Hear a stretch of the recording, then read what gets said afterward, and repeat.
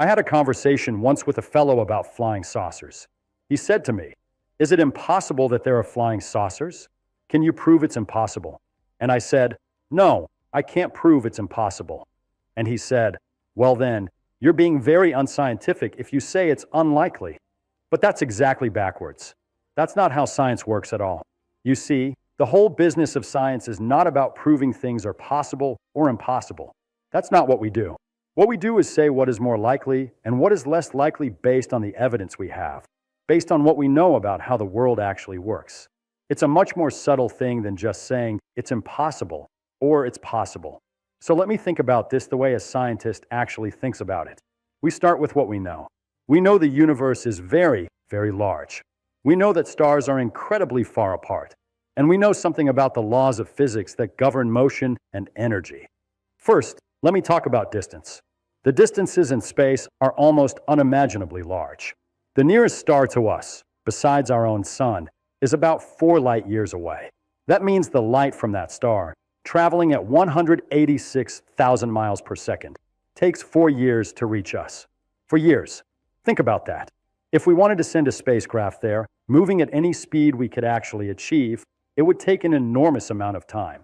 Our fastest spacecraft, the ones we've actually built, would take tens of thousands of years to reach the nearest star. Now, let me give you some actual numbers because numbers help clarify the mind. A light year, the distance light travels in 1 year, is about 6 trillion miles. 6 trillion. If you tried to count to 6 trillion, counting one number per second, it would take you roughly 200,000 years of nonstop counting. That's how far away just the nearest star is. 1 light year away. And when we're talking about where life might exist that's technologically advanced, we're not just talking about the nearest star. The galaxy is enormous. There are hundreds of billions of stars in our Milky Way galaxy alone. Some of them could have planets. Some of those planets could have life. But they're spread out across this tremendous volume of space. When you actually look at the mathematics of the probability, what are the odds that there's a civilization close enough to us that they could reasonably make the journey here in any timescale that makes sense? The numbers get very small very fast. Now, you might say, well, maybe they're more advanced than us. Maybe they have better technology. But here's where physics comes in, and this is important. The speed of light is not just some engineering limit that we might overcome someday with better rockets. It's built into the very structure of reality itself. It's the speed of causality. It's the speed at which cause and effect propagate through the universe. Let me explain what that means. Einstein showed us something remarkable. Nothing with mass can travel at the speed of light. And as you get closer and closer to that speed, something happens. The mass of the object effectively increases. It gets harder and harder to accelerate it further. The closer you get to the speed of light, the more energy you need to add to push it any faster. The mathematics shows us that if you actually tried to reach the speed of light, you would need infinite energy. Not just an enormous amount, infinite. And that's impossible by definition. Now, the important thing to understand is that this isn't a limitation of our current technology. It's not like we might discover a loophole someday with some better engineering. This is embedded in the very laws of how space-time works. It would apply to any civilization anywhere in the universe, no matter how advanced they are. If they have matter and energy, if they operate in a universe with the same physical laws as ours, then the speed of light is a limit they cannot exceed. It's not a speed limit like the speed limit on a highway that you might break if you go fast enough. It's more fundamental than that. Someone might say, but what about warp drives? What about bypassing space? What about some physics we don't understand yet? And sure, there's always the possibility of discovering something new. But here's what I believe. If something cannot even in principle be tested, if it has no connection to measurable reality, then it's not physics. It's just mathematics, or it's speculation, or it's science fiction. And I like science fiction, but it's not the same thing as science. So let's say, just for the sake of argument, that somehow an alien civilization has overcome these enormous obstacles. They figured out how to travel here across these immense distances. Maybe they took 1,000 years, maybe 10,000 years. Well, now they're here, arriving in our solar system. And people claim they're seeing them. They're saying UFOs are visiting Earth. And what do we see? What's the evidence? We see blurry footage. We see grainy photographs. We see people's descriptions that all differ from each other. One person says the object was round, another says it was oval, another says it had sharp edges. If this really was some kind of solid physical craft traveling through our atmosphere at high speeds, certain things would have to be true. The laws of physics would demand it. If a craft accelerates instantly from 0 to thousands of miles per hour, as some accounts describe, the forces involved would be absolutely enormous. We're talking about forces that would be thousands of times the force of gravity. An astronaut in a spacecraft experiencing forces like that would be crushed instantly. The human body cannot withstand accelerations like that. The tissues would separate. The organs would be destroyed. The bones would pulverize. If there was anything alive in that craft, it would be dead before the acceleration was over. And it's not just the occupants. The materials themselves would have to withstand these forces. You'd need materials with tensile strengths beyond anything we know how to create. The structural integrity of the spacecraft would be tested to its absolute limit. But even if somehow, and this is really stretching the imagination, the craft was made of some miraculous material that could withstand these forces, you'd still see the effects in the environment around it. When an object moves through the atmosphere at high speeds, particularly at supersonic speeds, it creates tremendous shock waves. The air heats up. You get plasma formation. You get luminosity. You hear a sonic boom that would be absolutely deafening. And if you're traveling at speeds approaching thousands of miles per hour, we're talking about supersonic, probably hypersonic speeds. The air molecules in front of the craft would be compressed and heated to extraordinary temperatures.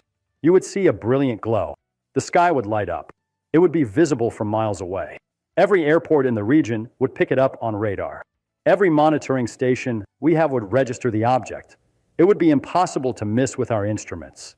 And what do the videos show? A blurry gray blob. Maybe some lights that could be anything. Something indistinct that could almost be anything you want it to be. Now, I want to be very careful here. I'm not saying people aren't seeing things. People are seeing things. I'm saying that when we examine what people are actually reporting, the evidence doesn't match what we would expect to see if these were alien spacecraft. And that's important. It's not that aliens are impossible. It's that the evidence doesn't support the idea that that's what we're looking at. There's another thing I want to mention. When we look at all the UFO reports from throughout history, and we examine them carefully, we find something very interesting. Almost everybody who observes a UFO sees something different from everybody else. Unless, of course, they've been informed beforehand about what they're supposed to see, or they've been reading about what other people have seen. Then mysteriously, they all start seeing that same thing. The reports become more uniform. This tells us something important about human perception and human memory.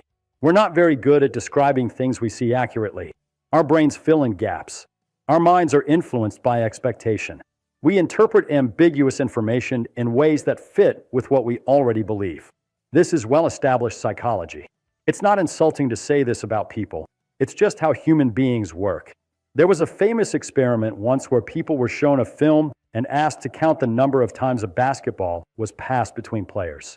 They were so focused on counting that they completely missed when a person in a gorilla suit walked across the court. And I mean walked right across the middle of the screen. They completely failed to see it because their attention was directed elsewhere and their brain didn't process it. That's the kind of thing that happens all the time with perception. Our brains are prediction machines. They're constantly trying to guess what they're going to see based on what they expect. When you see something ambiguous, like a light in the sky, or a shape you can't quite make out, your brain fills in the details based on what you expect to see. If you're expecting a UFO, you'll see a UFO. If you expect a natural phenomenon, you'll see that instead. And then there's memory. Our memories are not like video recordings. They're not accurate transcriptions of what happened. They're reconstructions. Every time you remember something, you're actually rebuilding that memory from fragments. And each time you rebuild it, you might introduce small changes. You might incorporate details you've heard from other people. You might emphasize aspects that seemed important. After a few days or a few weeks, your memory of an event can be quite different from what actually happened. And when you combine this human factor with what I call the known irrational characteristics of terrestrial intelligence, which is a fancy way of saying people lie, people make mistakes, people get excited and exaggerate, people are hungry for attention, people want their experience to be important, you have a very powerful explanation for UFO reports that doesn't require anything from another planet at all. But let me go deeper into the physical constraints, because this is really crucial to understanding why this whole thing is so unlikely. Let's think about energy for a moment. Just the energy required to accelerate a spacecraft with passengers to near-relativistic speeds, speeds significant compared to the speed of light, is staggering. We're talking about converting matter to energy on a scale we've never contemplated. Let me give you some actual numbers. If you wanted to send a spacecraft of 1,000 tons, that's a modest spacecraft, not very big, to just 10% the speed of light, you would need the energy equivalent of tens of thousands of megatons of TNT. That's the energy of thousands of nuclear bombs.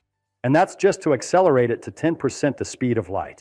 To go faster, the energy requirements increase exponentially. As you approach higher percentages of light speed, the energy needed climbs in ways that quickly become unreasonable. To put this in perspective, all the energy consumption of human civilization on Earth for an entire year is less than the energy that would be required to send a spacecraft of that size to even a fraction of light speed. A single country uses less energy in a year than one interstellar journey would require. And I'm talking about just one trip, one direction. There's no coming back. There's no round trip. And then there's the matter of where this energy comes from. You can't just make energy out of nothing. In our solar system, the only source of usable energy on a scale large enough to be relevant is the sun itself. But even the entire output of the sun, all the power it radiates in all directions, if you captured every bit of it, wouldn't be enough in a reasonable time frame to accelerate multiple spacecraft to interstellar speeds. You would need a Dyson sphere, a massive structure that surrounds the entire star and captures all of its output. And even then, you're talking about very long time frames to accumulate that much energy. Then there's the matter of radiation. Space is full of radiation. High-energy cosmic rays, solar radiation, all sorts of particles constantly bombard everything. As you travel through space at high speeds, you're plowing into this radiation, and the interactions become increasingly violent. This radiation would damage electronics. It would damage biological tissue. It would cause cancer. It would break down the genetic code. To protect against this, you would need massive shielding, thick walls of lead or water, or something else that can absorb these particles. And all that shielding adds mass, which means you need more energy to accelerate it, which is another exponential problem that just keeps getting worse. And here's another thing, time.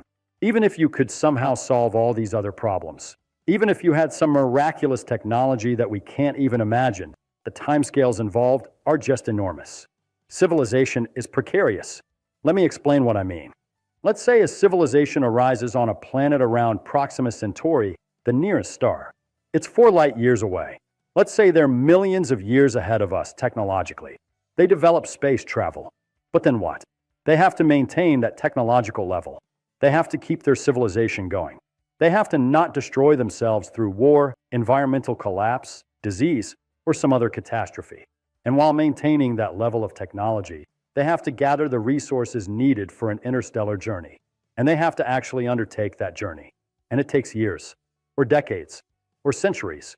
Meanwhile, they have to hope that humans exist on Earth at exactly the right moment. Not millions of years ago, when we didn't exist. Not millions of years in the future. But now, in this particular moment when you and I are alive. The probability of the timing working out, of us happening to exist at the same moment as a visiting alien civilization that has traveled across the stars, is vanishingly small. It approaches zero. You could calculate it if you wanted to. You'd make some assumptions about the frequency of intelligent civilizations, the frequency of their developing space travel, the frequency of them attempting contact, the stability of civilizations over long timescales. And each assumption multiplies with the others. The probability gets smaller and smaller and smaller until it's effectively impossible. And I haven't even mentioned biology yet. Life on Earth is the product of billions of years of evolution. Billions of years. Every creature, from the tiniest bacterium to the largest whale, is shaped by that history. The mutations that happened, the species that survive, the ecological pressures that drove evolution in particular directions. It's all contingent. It all depends on the specific sequence of events that occurred. We have specific biological systems, specific chemistries, specific genetic codes. Our DNA is based on carbon chemistry. Our proteins fold in specific ways. Our metabolism works through specific chemical pathways, and we have no reason whatsoever to believe that life elsewhere in the universe would be anything like what we see here. The probability that alien life, if it exists, would have chemistry similar to ours, would have biology similar to ours, let alone humanoid beings who could somehow survive in a spacecraft while traveling interstellar distances. That probability is extraordinarily small. There's a funny thing about suggesting that alien life would look like us or have chemistry similar to ours. It reveals how locked into our own experience we are. I once thought about how you would even describe life to an alien. You start with numbers. That's universal. Everyone can understand counting. 1, 2, 3. That's a mathematical concept that doesn't depend on what you're made of. But then, how do you describe chemistry to them? You might say, take beet sugar, put it in water, and it twists the polarized light. You're describing a property of the molecule. And the alien says, what's a beet? We don't have beets up there. And that's just the beginning of the problem. All of our sugars, all of our proteins, all of our DNA, they have a particular chirality. That's the technical term. They twist in a specific direction, left-handed or right-handed. But here's the remarkable thing. There's no law of physics that says it has to be that way. The laws of physics are symmetric. They work the same way for left-handed and right-handed molecules. So how did life on Earth end up with all left-handed amino acids and all right-handed sugars? It's an accident. It's a contingency of the evolution of life on this planet. The very first self-replicating molecules that arose happened to have one chirality, and then all subsequent life inherited that pattern. But on another planet, if life arose independently, there's no reason it would have the same chirality. It could be all right-handed amino acids, or it could be a mixture, or it could use an entirely different chemistry altogether. Maybe there's life based on silicon instead of carbon. Maybe there's life in a methane ocean instead of water. Maybe there's life at temperatures we can't even conceive of, or in conditions of pressure we've never experienced. We have no idea. We're completely bound by the fact that the only life we've ever seen is Earth life. And that's not just a biochemical problem. That's a fundamental problem for communication, for compatibility, for any kind of interaction. If you encountered a truly alien life form, something that evolved under completely different conditions, it's not obvious that you'd even recognize it as life. You might have bacteria passing through your spacecraft while the occupants are completely unaware of it. Or you might have a sophisticated organism that you interpret as just inorganic matter, a crystal formation or a mineral deposit, not realizing it's alive. The biological problem is just as severe as the physical problem. Actually, it's worse, because physics is universal. Chemistry might have some variations, but the basic principles would be the same. But biology is all contingency. It's all accident. It's all the specific history of a particular planet. Now, I want to address something I call the cosmic silence. The universe is vast, and I mean truly vast. If you really try to get your head around it, it's almost incomprehensible. We can observe billions of galaxies with our telescopes, each one containing billions of stars. That's a billion times a billion, a quintillion stars that we can see, just in the observable universe. If life were common, if intelligent life were common, we might expect to see evidence of it. And I'm not just talking about radio signals. If there were advanced civilizations out there, really advanced civilizations, they might be building enormous structures, Dyson spheres that completely surround their stars, capturing all the energy output. Massive engineering projects that would be visible across cosmic distances. We've been looking for these things. We've been listening for radio signals from space. In the 1960s, we started a program called SETI, the Search for Extraterrestrial Intelligence. Brilliant scientists have been pointing our most sophisticated radio telescopes at the stars, listening for signals. If there was a civilization out there deliberately trying to contact us, or even just broadcasting signals that we could pick up, we should be able to hear them. And yet, we hear nothing. Cosmic silence. Just the static of the universe. This is what people call the Fermi paradox, named after Enrico Fermi, the physicist. He asked a simple question: where is everybody? If life is so common, if intelligence is so common, why aren't we hearing from them? Why aren't we seeing the evidence? There are a lot of possible explanations. Maybe intelligent life is very rare. Maybe civilizations don't last very long. They develop technology and then destroy themselves. Maybe intelligent life is only possible under very specific conditions that are extremely uncommon. Maybe the distances are so great that it really is effectively impossible for civilizations to communicate, even if they both exist. Maybe they're all deliberately hiding, not wanting to contact primitive civilizations like us. But the point is, the universe seems empty. The data we have, the absence of signals, the absence of structures, the absence of any clear evidence of extraterrestrial civilization. All of this points to the idea that intelligent life is probably quite rare. Maybe we are alone, or nearly alone, in this vast cosmos. And if intelligent life is that rare, the probability that one of those rare civilizations happens to visit us right now is even smaller than I've already suggested. It's so small that it might as well be impossible. It could happen. I can't prove it won't. But it's so unlikely that saying it's happened is simply not supported by the evidence. Now, I realize that some of this might sound depressing. The universe is vast and silent. We may be alone. We may never make contact with another intelligent civilization. But I want to tell you something. I don't think this is depressing at all. Quite the opposite. The same laws of physics that prevent easy travel through space also create stability and order. The fact that the speed of light is a limit means that causality is preserved, that cause and effect makes sense, that history can be coherent. The fact that matter and energy can't be created or destroyed means the universe has rules we can understand. The fact that stars forge the elements, the heavy elements that make up our planets and our bodies, that's not depressing. That's magnificent. We are made of star stuff. The nitrogen in our bodies, the calcium in our bones, the iron in our blood, all of it was created inside dying stars billions of years ago. Every atom in your body older than the Earth itself. When you think about it that way, every conscious being in the universe is connected to every other. We're not separate from the cosmos. We're part of it. We're the universe waking up and looking at itself. So here's my final warning about alien evidence. Be skeptical. Not skeptical in the sense of closed-minded, but skeptical in the scientific sense. Demand evidence. Good evidence. Not blurry photographs and anecdotes. Not stories from people who have every reason to be excited or mistaken. If you're going to claim something extraordinary, and saying we're being visited by aliens from another star is extraordinary, then you need extraordinary evidence.